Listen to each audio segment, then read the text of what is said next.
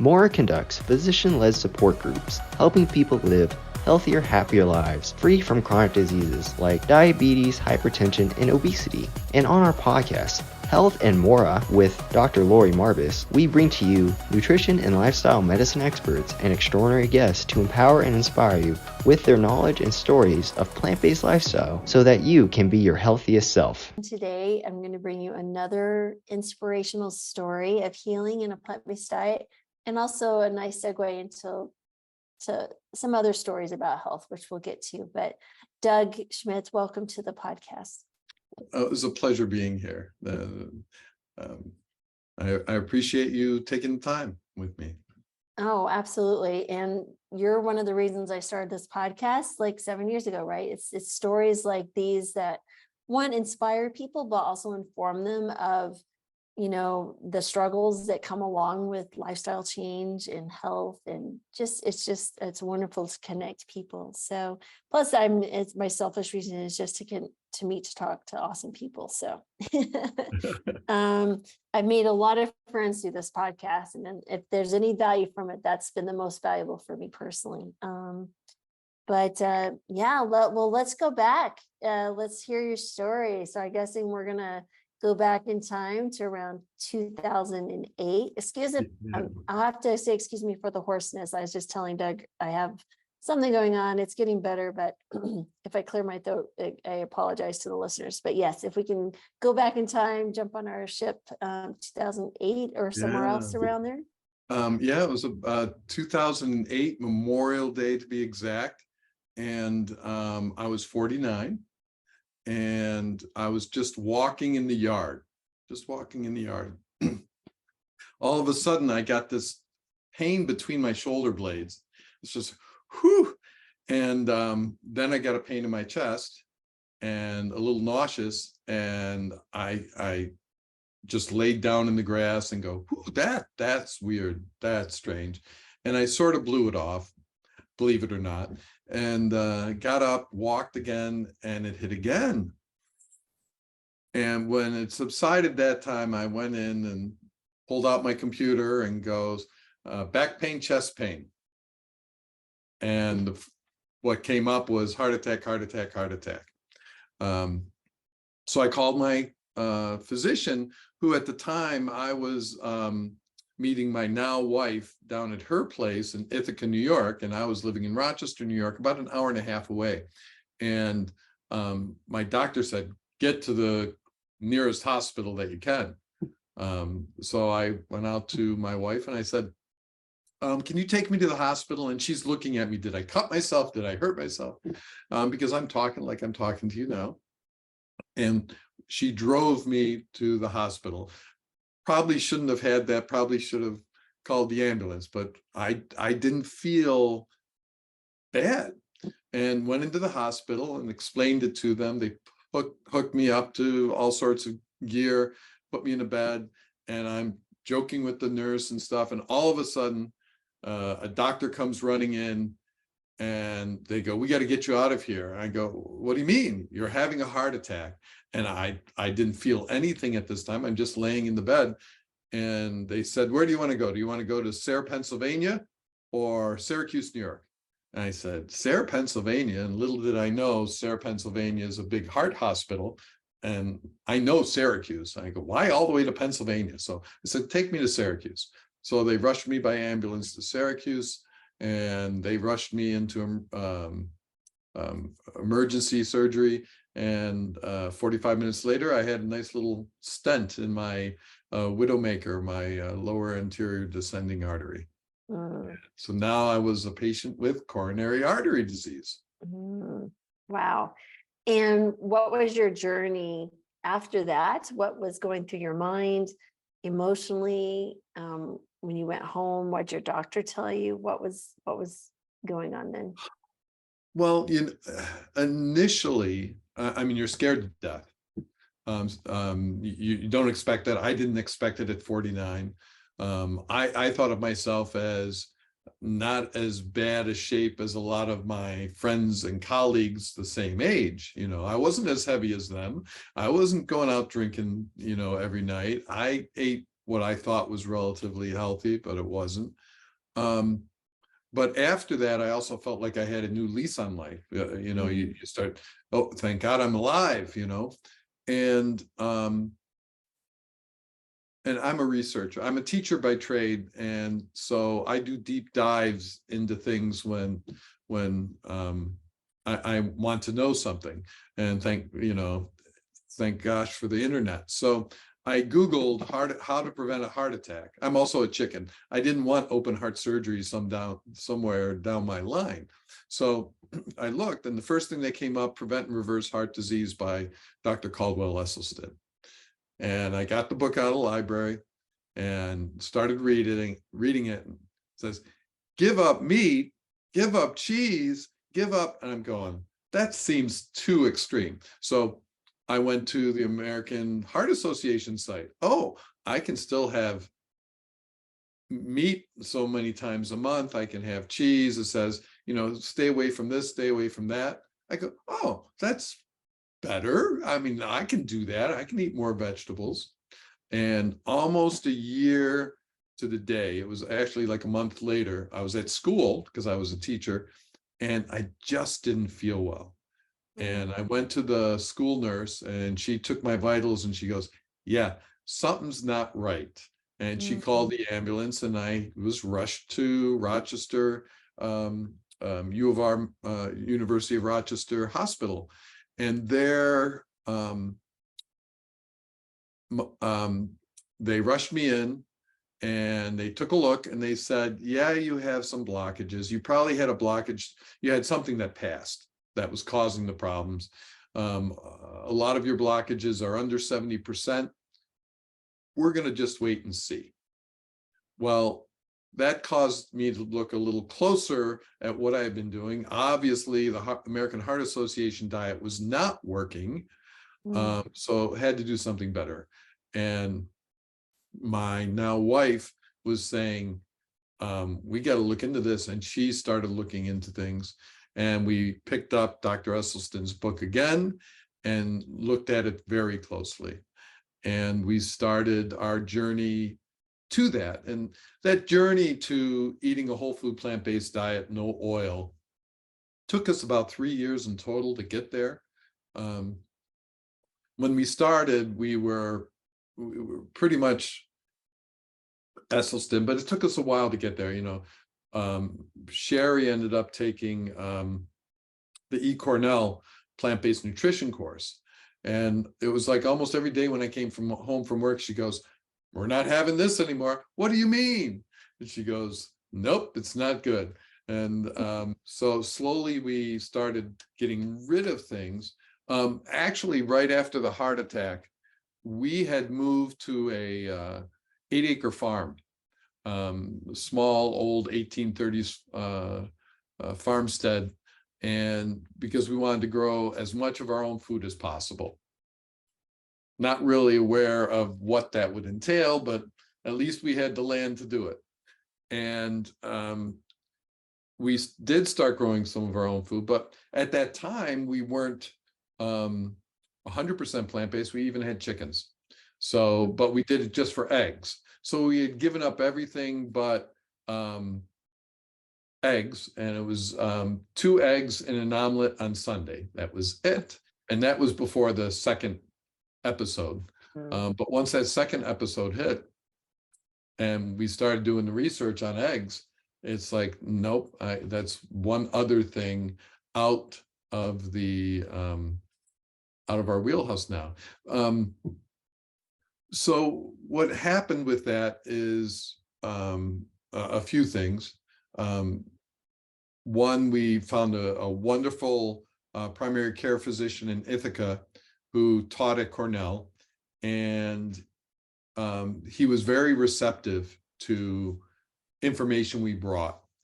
And he would say, he started taking my blood work every 3 months initially. Every 3 months he'd take it, and he could tell what I was doing or what I was not doing just by looking at my blood work. And as it got better, it went to 6 months. And eventually it went to once a year, but I would have it done twice a year just so I could keep knowing things were going okay. And I had a cardiologist, but since we had moved away from Rochester, my primary care physician said, if I don't think I can handle your case, I'll recommend a cardiologist for you. And the cardiologist up in Rochester, who was well esteemed up there, who was also hovering over 300 pounds, wasn't real keen on plant-based nutrition, wasn't real keen on pulling me off of any medications. And so I didn't keep him as a cardiologist. And I went with this primary care physician. And over the course of the next couple of years, I lost 60 pounds. I weighed what I did in high school. I went from 225, 230 down to 175. I started running. And starting running was sort of interesting. It was because I had lost the weight. I had so much energy, I couldn't fall asleep at night. So I had to do something to get a little tired. And then we decided one summer to go to plant stock at the Essendon farm and met other people that had similar stories and more amazing stories, where they lost tons of weight and addiction issues and all sorts of things. And they had taken up running. And I said, here's these guys who were like 300-400 pounds, and now they're a lot lighter and they're doing marathons and triathlons. I'm a light guy in comparison. I should be able to do something like this. So for a while I was doing the running thing, and I did a couple half marathons and a marathon. And just to prove, I guess, somewhere that I could do this. And with that, I still run, but it's for pleasure and also for keeping the heart pumping. So there was that. And then as a school teacher, of course, people saw the weight loss. They'd ask how I was doing after the heart attack and stuff. And somebody said, you should become the district health and wellness coordinator, because the position is an adjunct position, but it was open. And so I applied. I got it. And it was a real neat organization in affiliation with Blue Cross and Blue Shield up there. The school districts came in a consortium of 27 school districts and one community college for healthcare. And they convinced the Blue Cross Blue Shield, give us 1 penny per subscriber per, I don't know, I think it was per week or whatever, as a fund to use to do wellness activities within these school districts. So, you know, it paid for the $1,500 for the health and wellness coordinator in each district. And it also paid for things that we could do to do healthy activities. So Plant Pure Nation came out that year. We saw it. We loved the concept of the Jumpstart. And the first year we actually bought food from the Campbells, from Nelson and Kim. And we did a trial in our building with 30 people. They saw great results. Some stuck with it, many did not. But we did before and after biometrics. We had nurses come in that said, you're not going to see any change in 2 weeks. You're just not going to see it. And they were shocked to see the results that these people had with the before and after. Well, the gentleman who supervised our consortium for healthcare, he goes, Doug, would you like to do this next year for all the superintendents? And I said, why just the superintendents? He goes, Doug, you know, you're right. Let's do this for anybody who wants to in the district. So that year we put it out to everybody. And we used for the book, Rip Esselstyn's Engine 2 book. And so everybody got the Engine 2 book. so they could make their own food, and they had the recipes and they had all the science in there that he had in his book. And we didn't know how many people were going to do this. We ended up getting 1,300 people doing it that year. It was amazing. We said, we were building this as we were flying, because we had no idea what it would entail, or actually what I do every day to encourage these people. And what came out of this is we experiment. Each year we improved it a little bit more, till the point where everybody had Rip's book. Everybody had another book of theirs that we gave them. And I said, we have a lot of our own recipes. Let me put together a book. And my wife and I put this book together with all our recipes and put some of our information in there. And that was offered to everybody for free. And we did that. And then the next year we wrote another book and gave that one to them. And we averaged for the last 3 years 3,500 to 3,800 people per year. Wow. And Wow. we did it for 10 days, every January, basically, right after the holidays.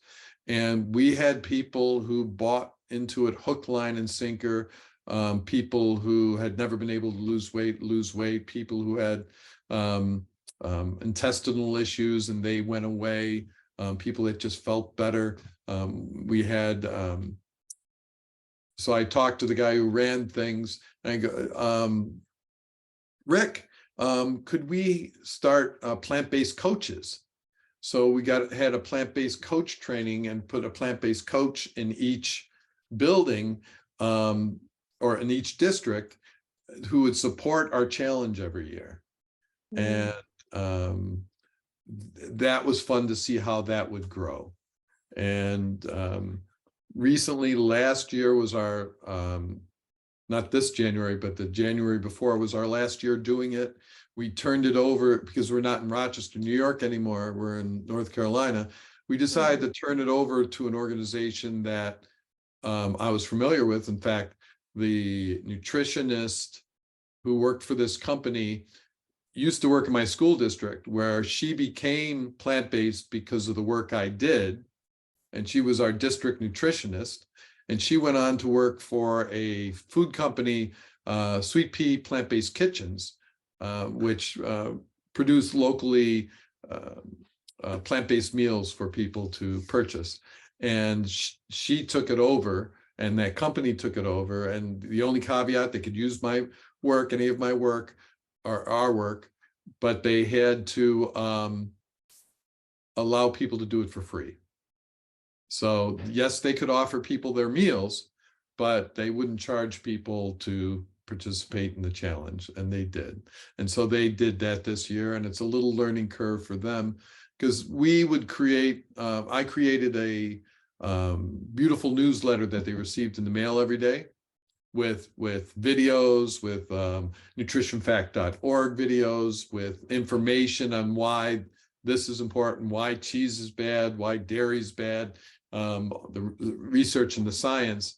And so they're playing a little catch up, because those they didn't want to use, they wanted to use their own work. So, which I understand. So they're going through the learning curves with that. So Wow, that's phenomenal. So total number over the many years that you did this, how many folks would you estimate have done it? Well, it was over, I think, 6 years. So even if we just did 6 times 3, it's over 18,000. 18,000, 20,000 people. Man, that's amazing. And any fun stories that you saw come out of there? There was a friend of ours, an art teacher in our building, who was about 10 years younger than me. And she was always overweight. She was always that jolly art teacher that everybody loved, and just always bouncing and happy. And her mother had said, Doug, if you can do anything for her, because her mother was lean and active, and she was in her 70s and, going mountain climbing and stuff. She was always active. And my art teacher friend, she was active, but weight takes a toll on you. And she did want to, but she loved food and she loved to eat and go out with her friends. And she'd stay good for a week or two and then go back into things. Well, it didn't happen while I was there, but it happened during COVID. She said, I don't want COVID to get me. I want to turn my life around. And since she was in lockdown and stuff, she couldn't go out to the restaurants as much. She wasn't tempted by things at school and soda machines and stuff. She went and lost 120 pounds. And it's like, That's amazing. when everybody went back to school, everybody was just in shock. Where'd you go? What happened? So that was wonderful. Wow. So, and a couple of our people, they submitted their story to Forks Over Knives. One was a school nurse. She had suffered with ADD her whole life, other issues, I think some stomach issues and things. And she bought it hook, line, and sinker after about year 2, lost all this weight, didn't have to take her ADD medicine anymore, felt like she was reborn, and is extremely active. And she convinced the other nurses in her building to also take it on. So you're doing something right when you get the school nurses doing it. Absolutely. Well, that's fantastic. I didn't even know about that branch of community outreach that you had done. That's phenomenal. Lovely. And so you change yourself, you're helping change others. So what have you been doing now? Like what is your moving forward? What happens? Well, we had moved out during COVID to Arizona to be near our children. And we were there for a year, and us continuing to run and do things. And we led our last challenge there and wrote a cookbook, and we were doing that. And then we moved to North Carolina. The kids got jobs there and we followed them because that's where we wanted to be anyways. And so we were looking for a new doctor since we were new to the area, and we went in. And I could say I wasn't always perfect with my things. The one thing that crept into my diet a lot was wine. I liked a good glass of wine with dinner, but that good glass of wine would end up being a bottle here and there. And over the course of a week, it might have been 3 or 4 bottles. Went into the doctor for the initial checkup and had blood work done. And she goes, "Your liver enzymes don't look good." Really? I never had issues with that before. She goes, "Yeah, I think I want to send you to, or I could be wrong in the liver enzymes. Something triggered her to send me to a urologist." Oh, the PSA. Well, the PSA was a little bit high. It wasn't.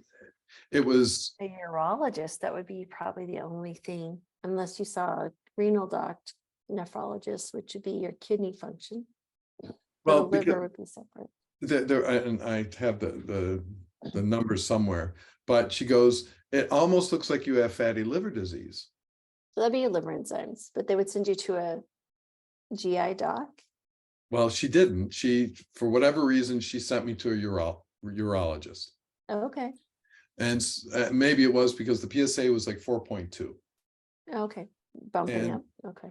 So, and she didn't like the liver enzymes, and so I went to this urologist, and he goes, "Huh?" He goes, "Actually, it was 4.8. That's what it was. It was 4.8. Went into the doc. He goes, "Well, maybe you have an infection. We'll put you on some antibiotics and come back and check." And sure enough, we came back and checked, and it was 4.2. Mm. He goes, good, but not good enough. He goes, I want to send you in for some tests, and we'll see what we got going. And he sent me in, and I'm trying to remember the order of it was an MRI, and there was a spot on my prostate. He goes, that's a little troublesome. And so he goes, not to worry. He goes, but I'd like to do a biopsy. And he did a biopsy and came back that it's prostate cancer. Mm. And so, initially it was total shock that, the big C word, Mm. but he's a good urologist, and he says, most men that get this die with it. They don't die from it. And so that was reassuring. Here again, I did another deep dive into stuff, and it almost drove my wife crazy because you're stressing yourself out too much. But I just had to know. And I really, really think that it would have been a lot worse if I wasn't on a plant-based diet. What I have is Gleason 3 plus 4, or Gleason 7, 3 plus 4, which is small. My little piece of cancer is about the size of a head of a pencil eraser. And I thought it could have been worse. And so he put me on active surveillance for it. And he's checking my PSA every 3 months. Mm. And the most recent one was 4.3. Mm. So I'm thinking, a couple things happened because of it. I stopped the alcohol. If I have it, it's only when we go out to dinner, like for my birthday or something.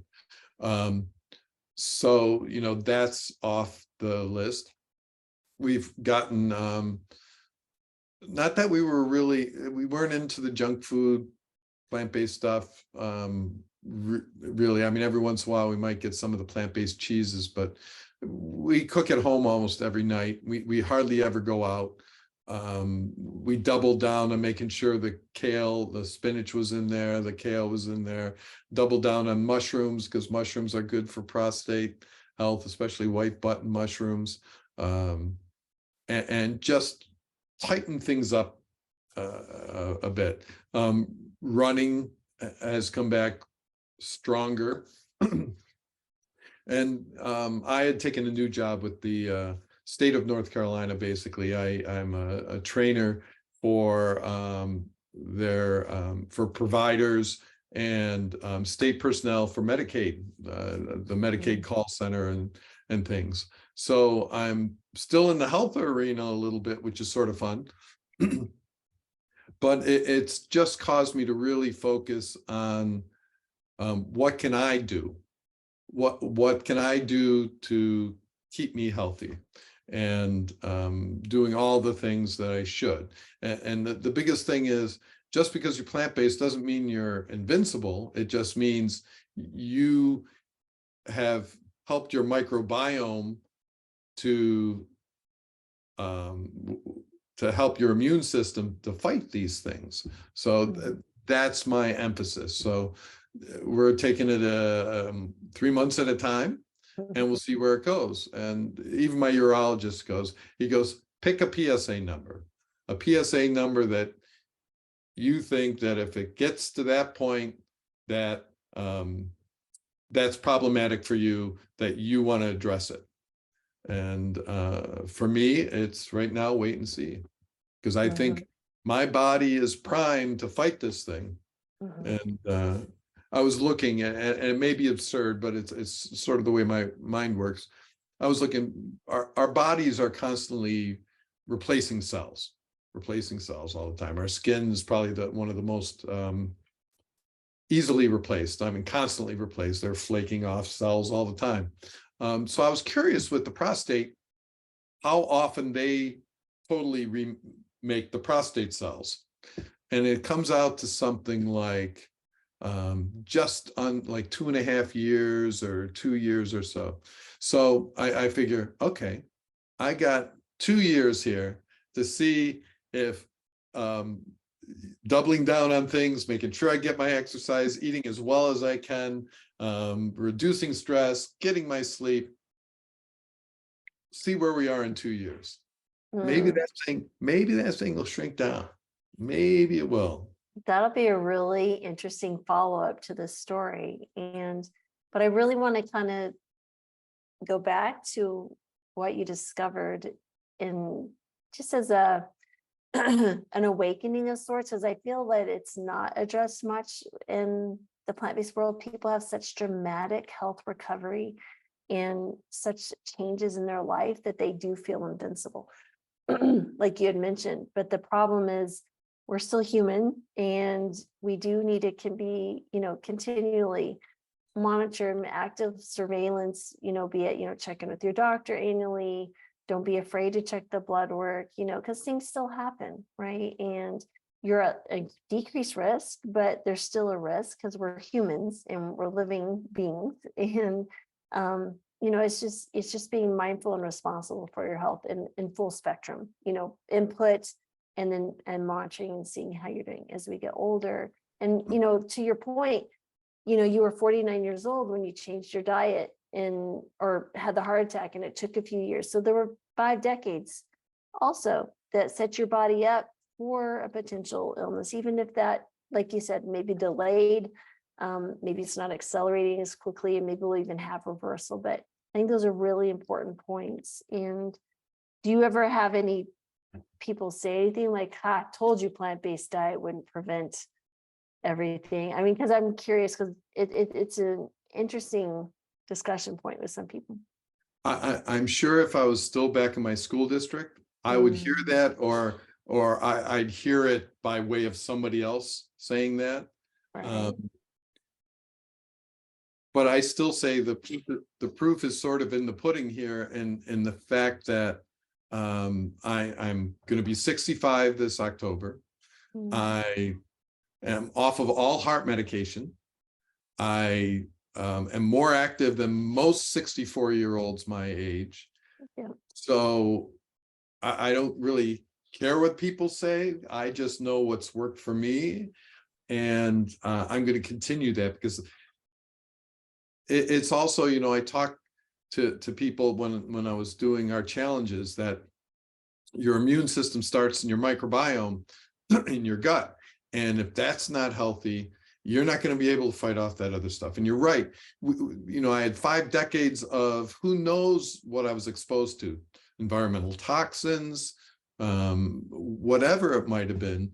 And maybe even I had this cancer because I never had my PSA checked until this, I think, was the first time. So maybe it was more at some point. Maybe maybe it was there. Who knows? So, but with the heart disease, learning what I could from my annual or semi-annual blood work became really, with heart disease, you can't really tell what's going on inside. You can't go in and take a scope unless you go in and actually surgically go in. So the only way you could tell what was going on was by looking at the blood work. And same thing with this here.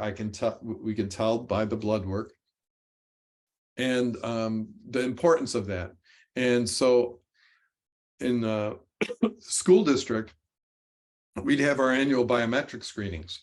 I tell people, and I really push that, let's do this. It's free, it costs you nothing, and it tells you a lot.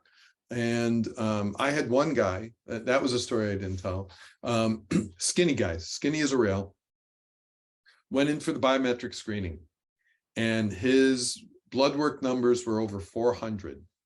And the pharmacist, total cholesterol? Yeah, sugar. 800. 800? Oh, it's blood sugar. 800. Holy moly. The pharmacist that was there was saying, you have to go see a doctor now. He goes, I'm amazed you're walking. And he Right. goes, really? That pharmacist called him up at night. Did you go see a doctor? No, I didn't. Oh I my don't have a gosh. doctor. Got him to go in and see a doctor. They put him on medicine, diabetic medicine right away, to try to get that under control. A week or two later, I get I had a conversation with one of his workmates, and she said, Doug, can you help him with his diabetes? And I said, if he wants to, I can help him. And he came in, he goes, Doug, give me whatever you had. And at this time, from the funds that I got through the being health and wellness coordinator, I had every single plant-based nutrition book that was on the thing. Oh, so if somebody came in and said heart disease, oh, here's Caldwell Esselstyn's book. Diabetes, here's Neil Barnard's book. So I had these. Proteinaholic, sure. And he came in and I gave him Neil Barnard's book, Mastering Diabetes. And he, on his own, went full on plant-based. And within a year, he was off of the majority of his medicines. And he said, I hope to be off the other one within a year or so. Nice. So Oh, wow. that was an amazing, and that was a case of, one, checking your blood work can save your life. Right. Because he could have easily gone into a diabetic coma or whatever. Yeah, that it could save your life.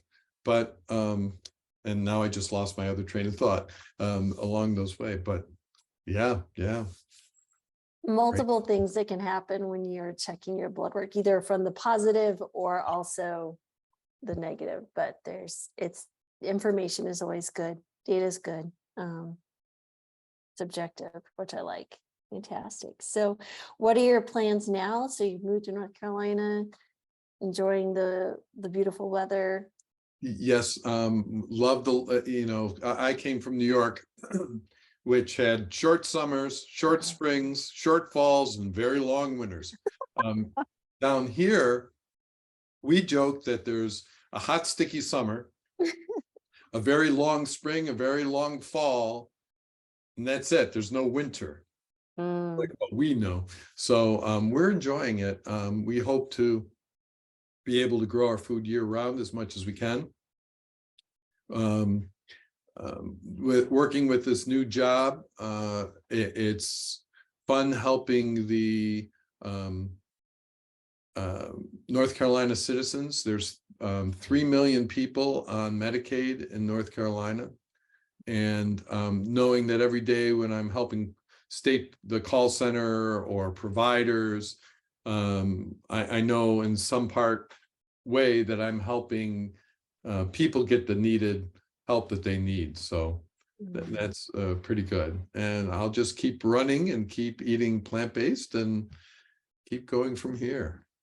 Oh, that's fantastic. I love that it's gone full circle, right? That you were saved and then you're helping save others. So I think that's the joy of practicing this way in your life or as a physician or anything. So lovely. And so tell us where people can reach out to you and connect, because I'm sure there are lots of folks that would be interested in learning more and becoming part of your network. Well, we are on Facebook. We have a Facebook group my wife and I started, Eat Plants Love, which has about 4,000 people there, 4,000 or 5,000 people. Also on Facebook, I did a page. It's called WFPB for free.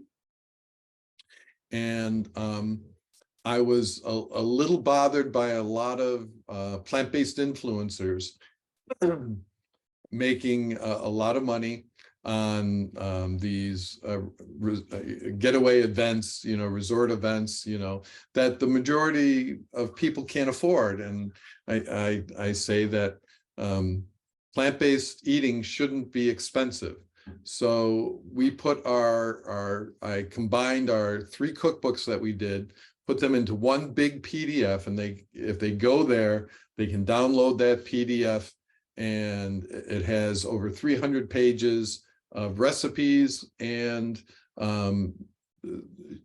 connecting to the research of others, basically. So that's all there for free, and they can message me there as well. And That's yeah. fantastic. No, yeah, and that's why with my new company, Mora, because I had started plant-based telehealth and sold it last summer. Excuse me, my throat, my goodness.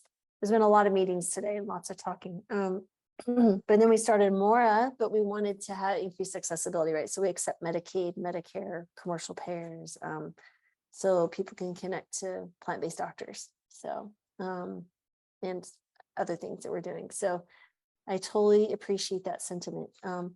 Well, thank you so much, Doug, for your time, and I want to be respectful. I said 45 minutes, we're bumping up against that. And really, again, appreciate people like yourself who are doing good work in the community and spreading the word of how interventions like this, whole food plant-based diet, running, exercise, sleep, stress, community are so important for our long-term health, for ourselves individually and on a corporate level, right? So the communities, your state, just humanity in general. So thank you. Well, thank you. Thank you for talking with me. Absolutely. And thanks everyone for listening, and check them out. Eat Plants Love. It's kind of the Eat Pray Love. I like that kind of spinoff. And we'll see you again. Thanks for watching, and I hope you enjoyed that video. Before you go though, please hit the subscribe and alert buttons so you don't miss out on any of the amazing content we're working so hard to provide you. We upload a new episode of Health and More with Dr. Lori Marbus every Friday. Now, if you'd rather listen to the podcast, you can find us on all the major platforms such as iTunes, Google Play, SoundCloud, and even Spotify. If you're looking for amazing resources to help you start and sustain a plant-based diet, exercise, recipes, or anything wellness, we got you covered there too. Because at Mora, we actually provide physician-led support groups to help people live happier, healthier lives free of metabolic disease. Don't forget to check out our website at mora.com, and thanks again for watching.